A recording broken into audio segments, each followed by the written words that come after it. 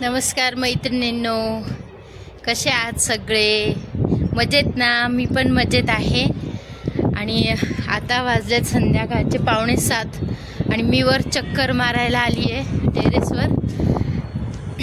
मला असं संध्याकाळी मस्त एकटीला निवांत असं चक्कर मारायला खूप आवडतं, त्यामुळे मी वरती येत असते। छान अशी मस्त वाऱ्याचं झुळूक आणि हे मागे बघा तुम्ही डुबता सूर्य, खूप छान वाटतं। आणि हे बघत बघत त्या सूर्याला बघत बघत चक्कर मारायची, आणि असं मला खूप निवांत आवडतं। तर आज मी खूप उशिरा व्हिडिओ काढते, कारण मला दिवसभर वेळ मिळाला नाही। थोडे इव्हेंटची तयारी चालू आहे, थोडे घरातली कामं पण असतात, त्यामुळे थोडी धावपळ पण आहे। तर म्हटलं चला हे आत्ता व्हिडिओ बनवावा। तर मैत्रिणींनो, मी बरेच ठिकाणी जाते आणि मला खूप जण असं विचारतात की तू एवढी ॲक्टिव्ह दिसते आम्हाला, तुझी एज पण आहे, म्हणजे अगदी एकदम लहान पण नाही आहेस, मोठे मोठे मुलं आहेत तुला, तरीसुद्धा तू अशी ॲक्टिव्ह कसं काय राहते? आणि जेव्हा बघावं तेव्हा तू हसत, एनर्जेटिक, आणि तू डान्स पण करते तर तुला दम लागत नाही किंवा तू अशी थकलेली दिसत नाही, कधीच नेहमी तुझा चेहरा फ्रेश राहतो, असे मला बरेच जण विचारतात। तर आत्ता तुम्ही व्हिडिओमध्ये बघितलं असेल, आत्ता मागचाच व्हिडिओमध्ये, की मी कोपरगावला घरभरणीला गेली होती। तर तिकडे मला बहुतेक 3-4 जणांनी विचारलं की तुला जेव्हा पण बघितलं ना तेव्हा तू एकदम एनर्जेटिक, ॲक्टिव्ह, एकदम असे नाही का, हसत खेळत, नेहमी कधीच थकलेला चेहरा नाही, तर कितीही डान्स केला किंवा कामं केली तरीसुद्धा दमलेली दिसत नाही, तुझी एवढी धावपळ असते। तर मग मी त्यांना काही शेअर केलं की माझं म्हणजे तुम्हाला जर ॲक्टिव्ह राहायचं असेल तर तुम्ही कसं काय खायचं किंवा तुमच्या याच्यामध्ये जीवनात काय बदल केले पाहिजे, तर तेच मी तुमच्यासोबत शेअर करणार आहे। तर मैत्रिणींनो, तुम्ही छोटे जर बदल तुमच्या जीवनात केले तर नेहमी तुम्ही कोणतंही तुमचं वय असू द्या त्यामध्ये तुम्ही ॲक्टिव्ह राहाल। आता 2 एप्रिलला मला 40 वय म्हणजे माझं सुरू झालं आहे, मी 40 वयात पदार्पण केलं आहे। आणि खरंच खूप ॲक्टिव्ह आणि खूप असं नाही का फ्रेश वाटतं।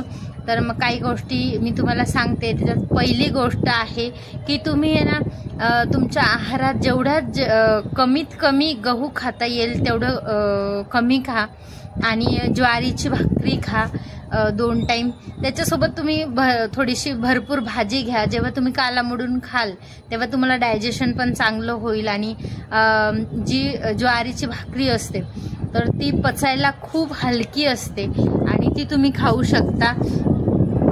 शिवाय मी तुम्हाला असं खूप हार्ड नाही सांगणार आहे की खूप असं तुम्ही एकदम अवघड आहे आणि ते तुम्ही करू शकत नाही। तुम्हाला ज्वारीची भाकरी खायची आहे, परत तुम्हाला पाणी भरपूर प्यायचं आहे।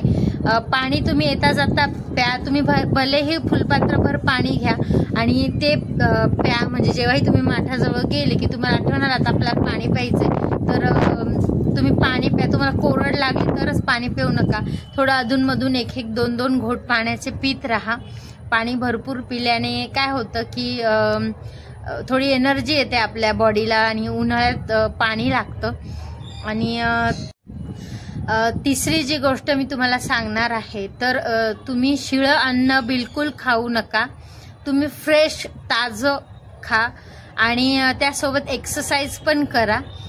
एक्सरसाइज तुमच्या श्वसनाच्या पण असू द्या, तुम्हाला पोटाच्या एक्सरसाइज करा, म्हणजे तुमचं बेली फॅट कमी होईल आणि तुम्ही छान दिसाल, म्हणजे तुमची फिगर एकदम छान दिसेल। आणि मधून थोडेसे आंबट पदार्थ पण खावेत, जसं की तुम्ही नाश्त्याला वगैरे खाऊ शकतात की इडली वगैरे, ह्या गोष्टी तुम्ही खाऊ शकता।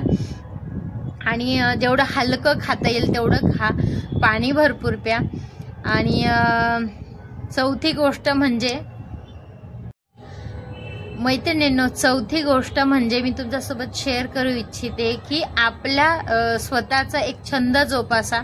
मग ते म्युझिक ऐकणं असो, जसं मी तुम्हाला सांगितलं की मला संध्याकाळी असं थंड हवेत फिरायला वगैरे आवडतं, तर ते तसं तुम्ही काहीतरी करू शकता. किंवा तुम्ही ग्राउंडवर जाऊ शकता चक्कर मारायला, किंवा मैत्रिणींमध्ये जाऊ शकतात.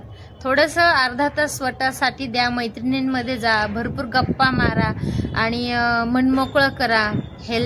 मैत्रिणींनो, ह्या छोट्या छोट्या गोष्टी करून सुद्धा तुम्ही कोणत्याही वयात, तुमचं वय काहीही असू द्या, पण तुम्ही एनर्जेटिक फील कराल, ॲक्टिव्ह फील कराल आणि एक तुमच्या चेहऱ्यावर फ्रेशनेस राहील.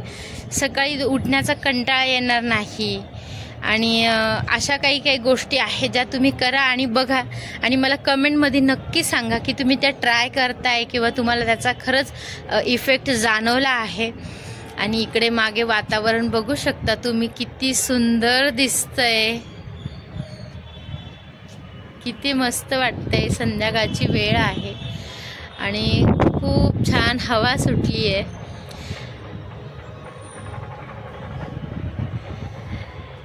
चला तर मैत्रिणींनो, आजच्या व्हिडिओमध्ये फक्त एवढंच. व्हिडिओ तुम्हाला आवडला असेल तर प्लीज लाईक करा, शेअर करा आणि सबस्क्राईब करा. चला तर भेटूया अशा एका नवीन व्हिडिओमध्ये. तोपर्यंत